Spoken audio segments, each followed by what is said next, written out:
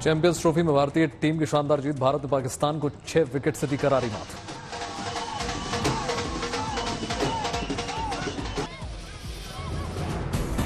विराट कोहली ने नाबाद शतक बनाया। भारत की आंधी में उड़ गया पाकिस्तान। 45 गेंद रहते भारत जीत गया। रोहित शर्मा ने खेली 20 रनों की पारी। अर्धशतक बनाने से चूक गए शुभमन गिल। 40 रनों की खेली पारी। श्रेयस अय्यर ने बनाए 56। वनडे क्रिकेट में सबसे तेज 14,000 रन बनाने वाले दुनिया के पहले खिलाड़ी बन गए विराट कोहली। सचिन का 19 साल पुराना रिकॉर्ड तोड़ दिया। चैंपियंस ट्रॉफी में पाकिस्तान के खिलाफ शानदार गेंदबाजी के साथ हासिल की बड़ी उपलब्धि। इंटरनेशनल क्रिकेट में कुलदीप के हुए 300 विकेट।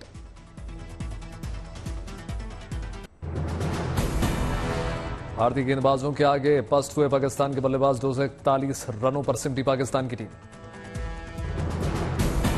चैंपियंस ट्रॉफी में बाबर आजम के रूप में पाकिस्तान को लगा पहला झटका। 23 रन बनाकर हार्दिक पांड्या के शिकार हुए।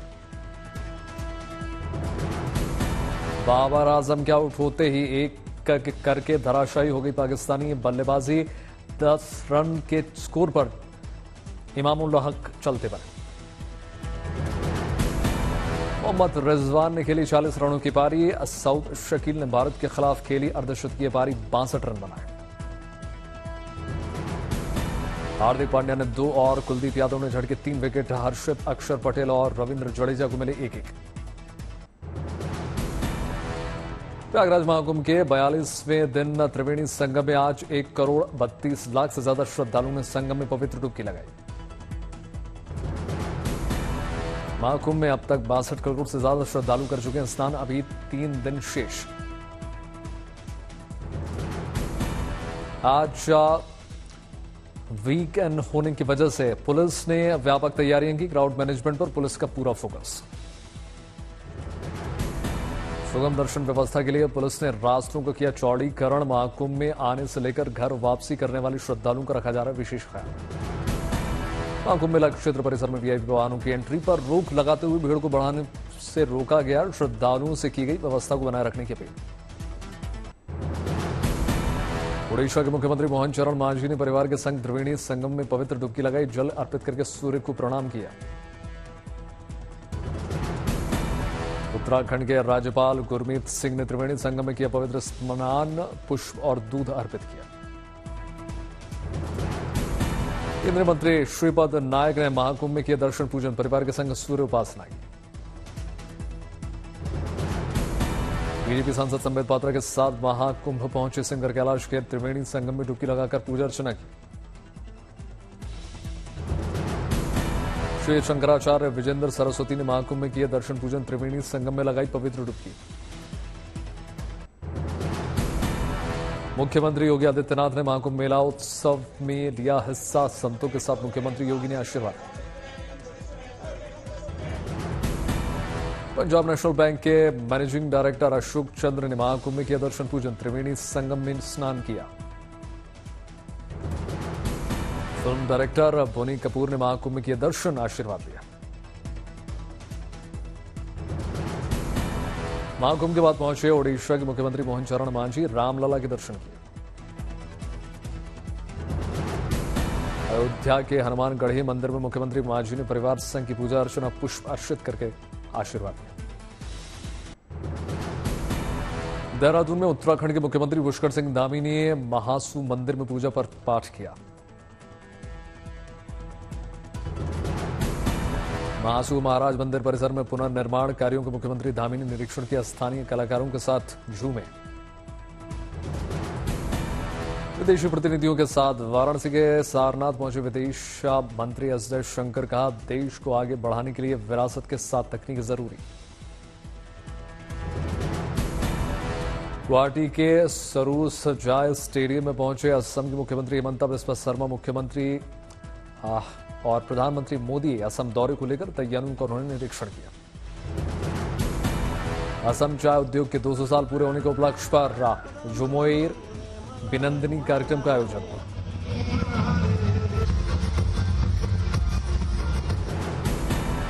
महाकुंभ की उमड़ी भीड़ को नियंत्रित करने के लिए पुलिस अफसर खुद फील्ड पर उतरे। महाशिवरात्रि के अमृत स्नान को लेकर रेलवे ने की खास तैयारियां। रेल प्रशासन ने रेलवे के कई स्टेशनों पर होल्डिंग एरिया बनवाए। डागरा रेलवे स्टेशन में भीड़ को नियंत्रण करने के लिए स्पेशल फोर्स लगाई गई। यात्रियों को समझा रहे हैं जवान। महाकुंभ में खुले में शौच के आरोपों पर एनजीटी ने उत्तर प्रदेश सरकार से जवाब मांगा। संगम नगरी में टीम इंडिया के लिए विशेष गंगा आरती की गई। चैंपियंस ट्रॉफी में पाकिस्तान पर भारत की जीत के लिए प्रार्थना। कटिहार रेलवे स्टेशन पर महाकुंभ जाने के लिए उमड़ा भक्तों का जनसैलाब। प्रशासन ने यात्रियों की मदद करने में जुटा।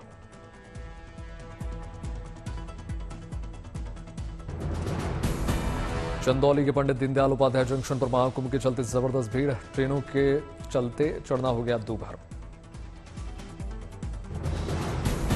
समस्तीपुर में महाकुंभ के लिए चलाई गई अतिरिक्त कुंभ स्पेशल ट्रेन। स्टेशन पर उमड़ा जनसैलाब।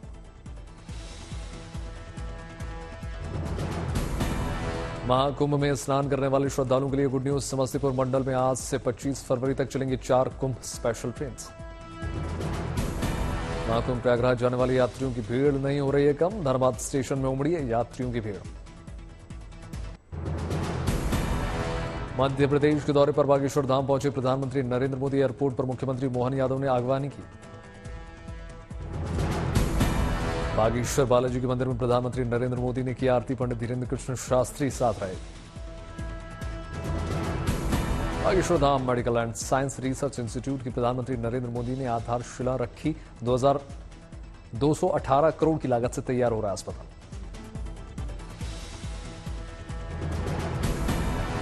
चौबीस फरवरी की शाम 6 बजे प्रधानमंत्री गुवाहाटी के लिए रवाना होंगे, जहां वो झूमोयर बिनिंदिनी 2025 कार्यक्रम में हिस्सा लेंगे। 25 फरवरी को प्रधानमंत्री Modi advantage Assam 2.0 investment and infrastructure summit की शुरुआत करेंगे।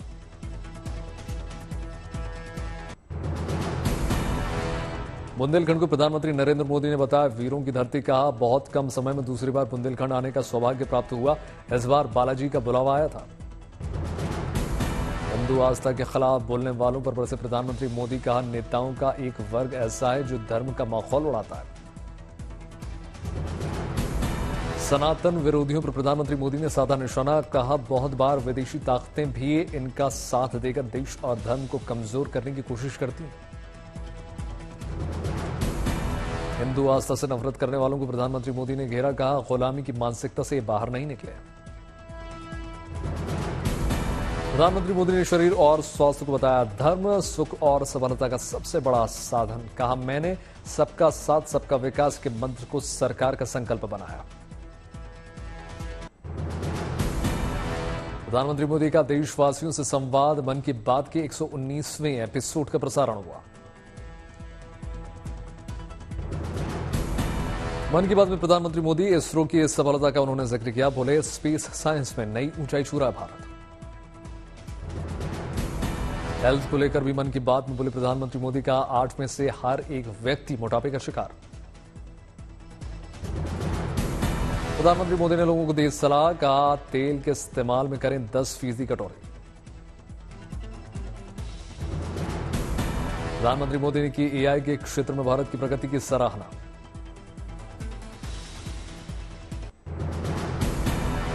दिल्ली विधानसभा सत्र से पहले बीजेपी विधायक दल की हुई बैठक। दिल्ली बीजेपी दफ्तर में मुख्यमंत्री रेखा गुप्ता का स्वागत। कल से दिल्ली विधानसभा सत्र की हो जाएगी शुरुआत। 3 दिवसीय होगा पहला सत्र। कल अरविंद सिंह लवली प्रोटेम स्पीकर पद की लेंगे शपथ। एलजी दिलाएंगे पद और गोपनीयता की शपथ। 25 फरवरी को विधानसभा में पेश की जाएगी सीएजी रिपोर्ट। आम आदमी पार्टी सरकार के कार्यकाल के दौरान हुए कामकाज को लेकर सीएजी की 14 पेंडिंग रिपोर्ट्स रखने की तैयारी। दिल्ली के मुख्यमंत्री रेखा गुप्ता ने प्रेस कॉन्फ्रेंस की। कहा दिल्ली की जनता के लिए करना है बहुत सारा काम।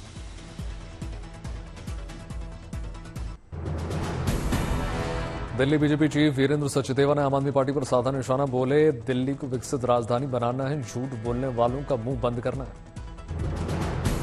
बीजेपी विधायक अरविंद सिंह लवली ने आम आदमी पार्टी पर बोला हमला। कहा अभी तक सीएजी रिपोर्ट आई नहीं है तो आम आदमी पार्टी को कैसे पता चल गया कि भ्रम फैलाने की कोशिश हो रही है? डर रहे हैं क्या? विधानसभा सत्र को लेकर बोले बीजेपी विधायक सतीश उपाध्याय, कहा एक्शन मोड में है दिल्ली के मुख्यमंत्री। बीजेपी विधायक दल की बैठक को लेकर बोले ओम प्रकाश शर्मा, कहा बैठक में बनाई गई आगे की रणनीति।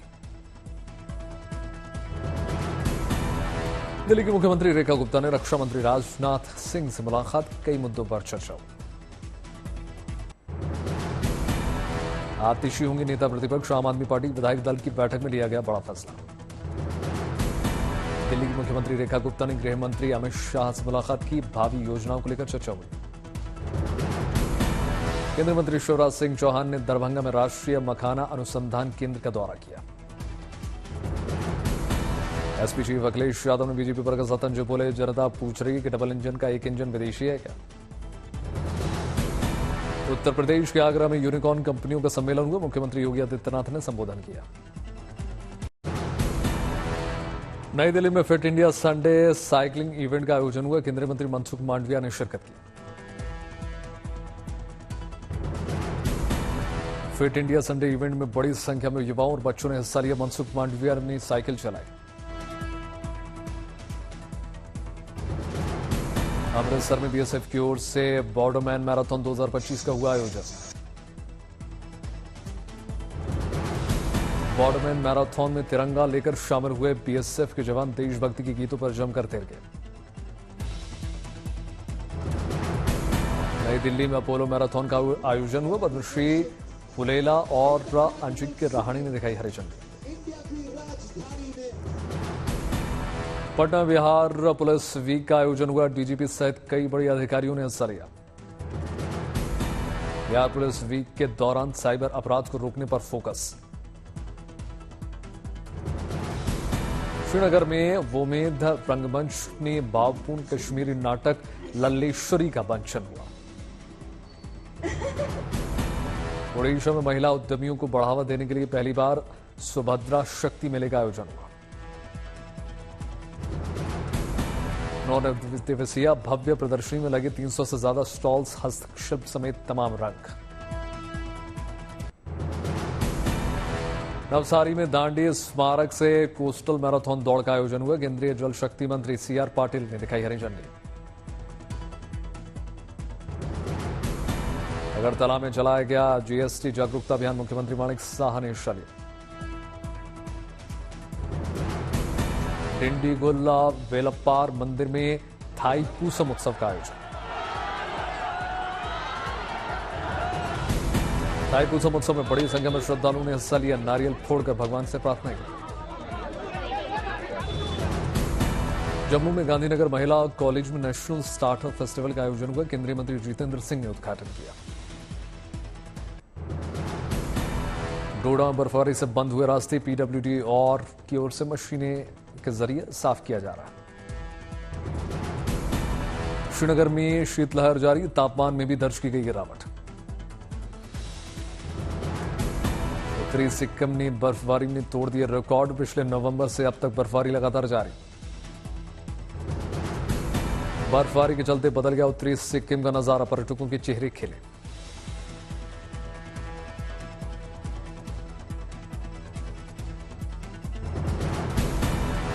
कठुआ में बर्फबारी का आनंद लेने पहुंच रहे हैं पर्यटक, मशीनों के जरिए हो रही है सड़कों की सफाई।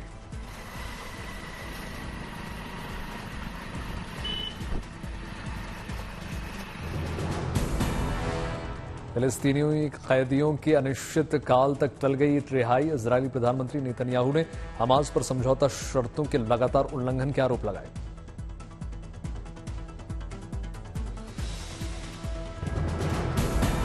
हमास के कैद में बचे सभी इजरायली बंधकों की एक साथ रिहाई की मांग, हमास के कब्जे में अब भी 63 इजरायली बंधक।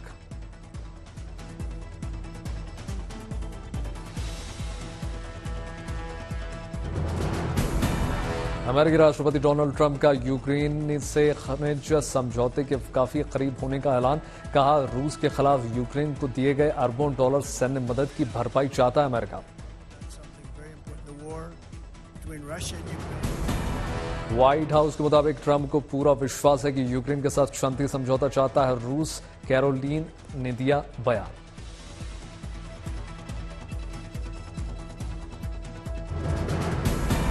ट्रंप ने डिजिटल टैक्स आदेश पर दस्तखत की योजना से कर दिया खुलासा। अमेरिकी राष्ट्रपति ने डिजिटल टैक्स से जुड़ी जानकारी नहीं की साझा।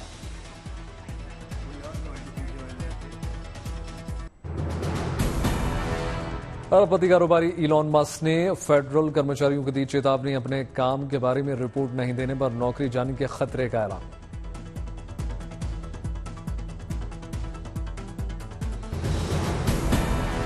फ्रांस के मुलहाउस शहर में चाकूबाजी में एक शख्स की गई जान, 3 अन्य घायल। राष्ट्रपति इमैनुअल मैक्रों ने हमले को बताया इस्लामिक आतंकवाद। सर्बिया में रेल स्टेशन हादसे के खिलाफ छात्रों का बड़ा मार्च। उत्तरी प्रांत में 90 किलोमीटर से ज्यादा दूरी तक निकाला गया मार्च। हाथों में सर्बियाई झंडे लेकर छात्र कीप पंपिंग के नारे लगाते रहे। बुल्गारिया की राजधानी सोफिया में पुलिस से भिड़े हजारों सरकार विरोधी प्रदर्शनकारी। यूरोपियन यूनियन मिशन की इमारत में धावा बोलने की कोशिश पर झड़प। रोम के जेमेली अस्पताल में भर्ती पोप फ्रांसिस की हालत गंभीर।